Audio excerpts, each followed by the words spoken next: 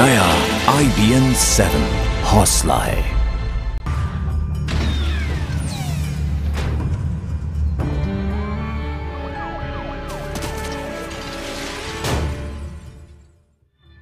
नमस्कार, स्वागत है आप सभी का क्राइम न्यूज में। मैं हूं आपके साथ किटी बहल। मैं इस वक्त खड़ी हूं एक शोरूम के ट्रायल रूम में। ऐसे ही ट्रायल रूम में आप अक्सर जाती हैं और नए कपड़ों की फिटिंग जांचती हैं, लेकिन क्या आपने कभी गौर किया है कि कोई खुफिया कैमरा उसी दौरान आपकी तस्वीर तो नहीं ले रहा?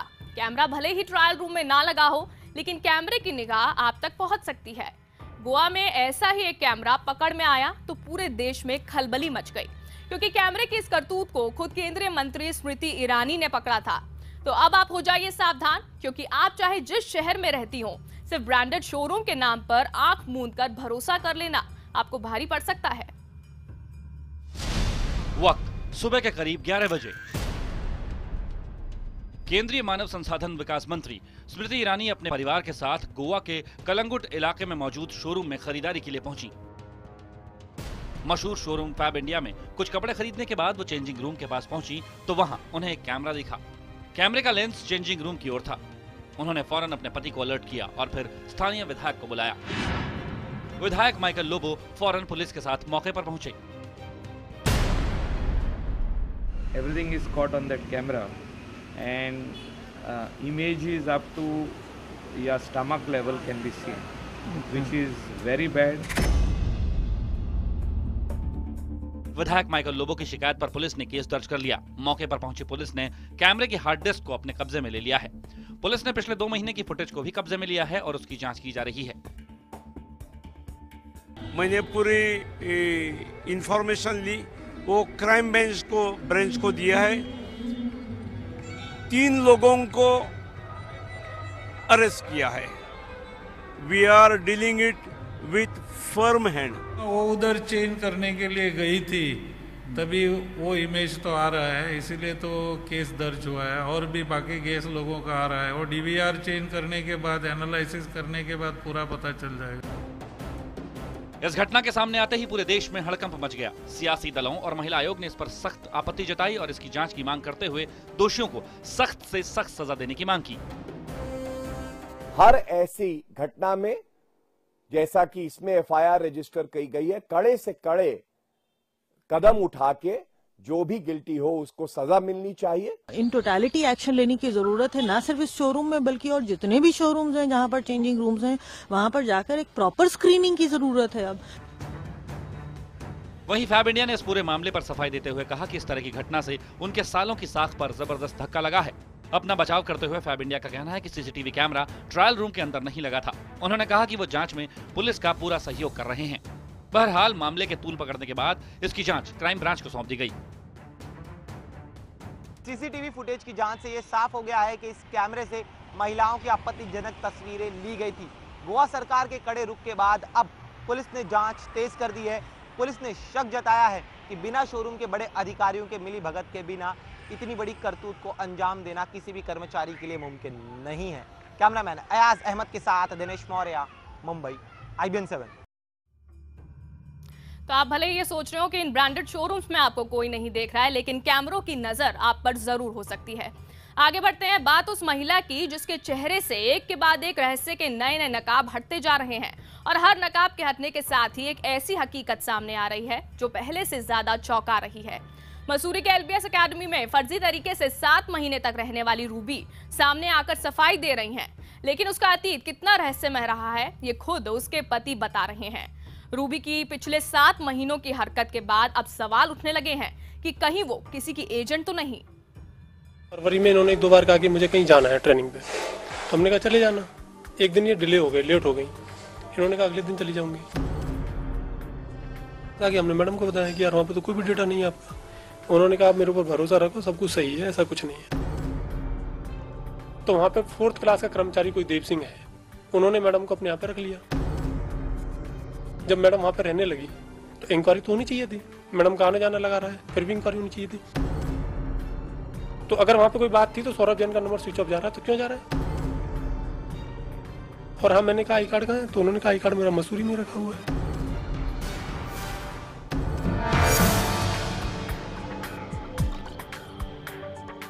शुरू होने जा रही है एक ऐसी रहस्यमय कहानी जिसमें जैसे जैसे सुराग सामने आ रहे हैं मामला और उलझता जा रहा है। बयान पर बयान आ रहे हैं और हर बयान के साथ कई सवाल खड़े हो रहे हैं। रूबी चौधरी की कहानी में दिन ब दिन इतने पेच जुड़ते जा रहे हैं कि इसके आगे किसी सस्पेंस थ्रिलर फिल्म का रोमांच भी फीका पड़ जाए। कहानी की तह में जाने से पहले आपको रूबरू कराते हैं कुछ अहम किरदारों से। इस चेहरे से तो आप बखूबी वाकिफ हैं। नाम रूबी चौधरी, पेशा एसडीएम या लाइब्रेरियन या कोई 4th क्लास की कर्मचारी या फिर एजेंट। सच अभी तक सामने नहीं आया है। नाम वीरेंद्र मलिक, पहचान रूबी का पति। नाम सौरभ जैन, पेशा एकेडमी के डिप्टी डायरेक्टर।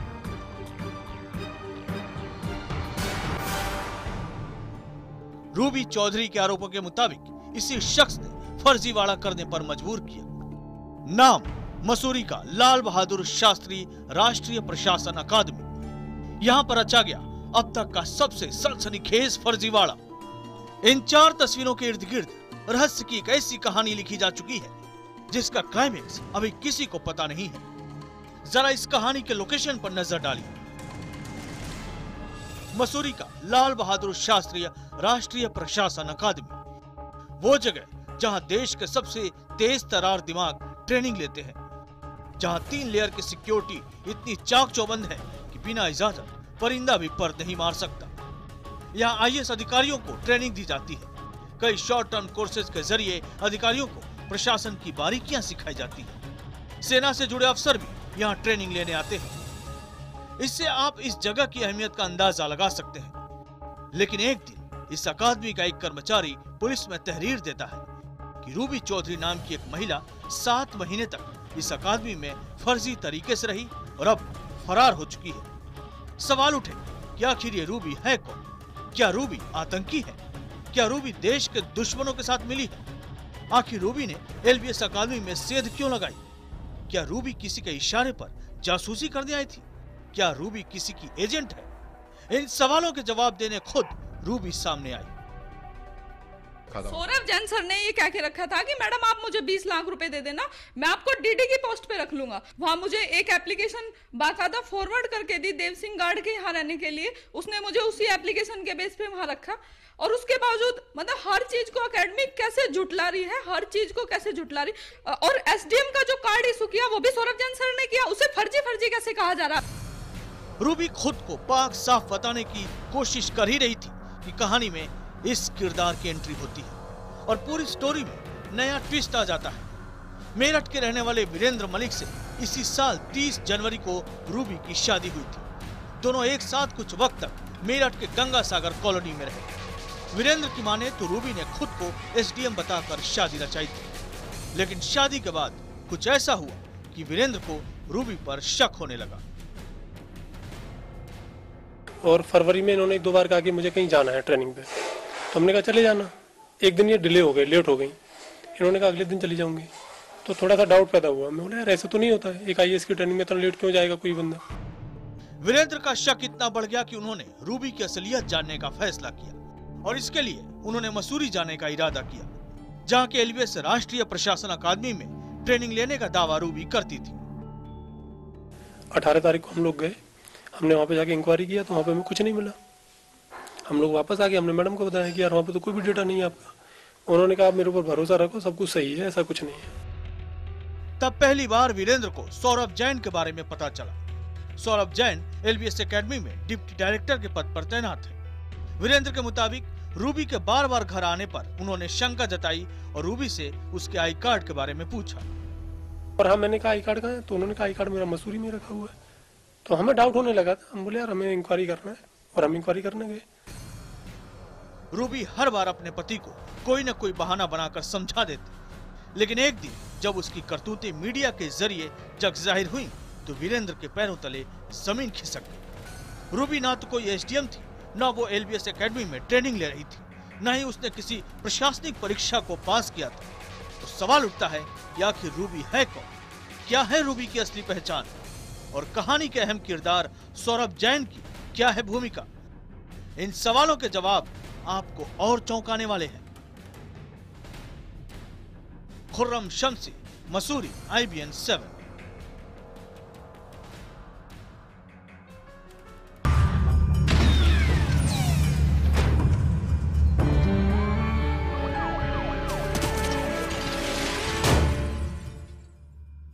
ब्रेक के बाद आपका एक बार फिर से स्वागत है। आज क्राइम न्यूज में हम बात कर रहे हैं एजेंट रूबी की।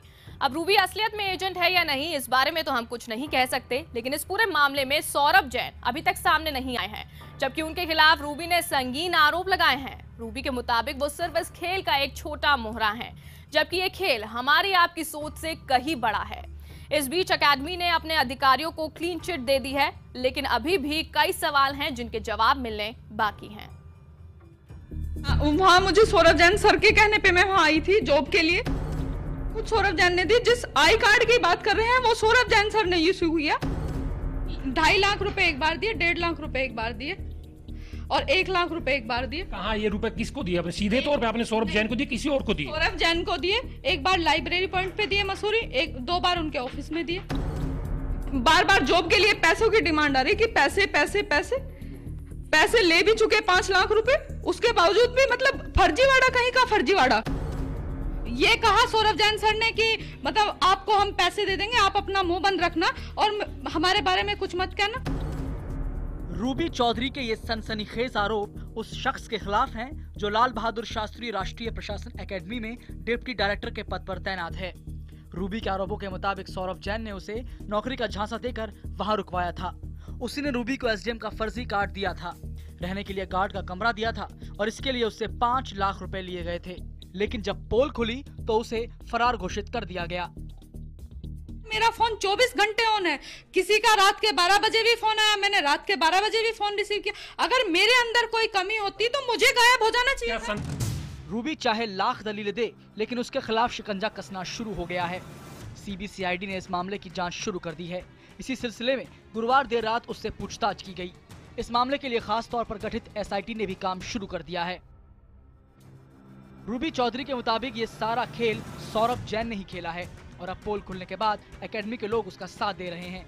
यहाँ तक कि मुंह बंद रखने के लिए उसे 5 करोड़ रुपए की पेशकश की गई। ये कहा सौरभ जैन सर ने कि मतलब आपको हम पैसे दे देंगे, आप अपना मुंह बंद रखना और हमारे बारे में कुछ मत कहना।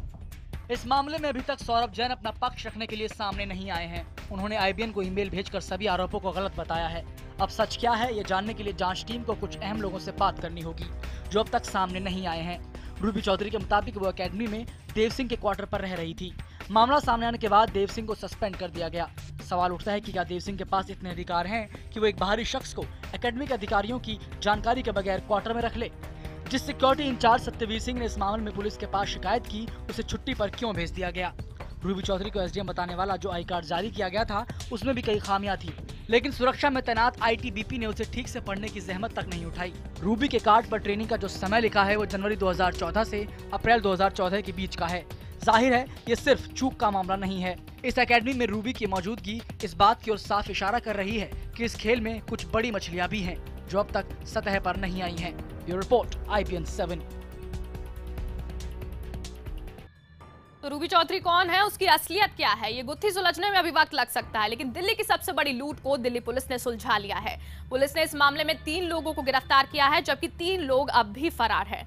पुलिस को शक है कि 26 करोड़ रुपए कीमत के सैमसंग मोबाइल फोन के सर्किट, चिप और दूसरे पार्ट्स की लूट के पीछे कुछ और भी मामला हो सकता है, क्योंकि लूट का मकसद फायदा पाने से ज्यादा किसी को नुकसान पहुंचाने का लग रहा है।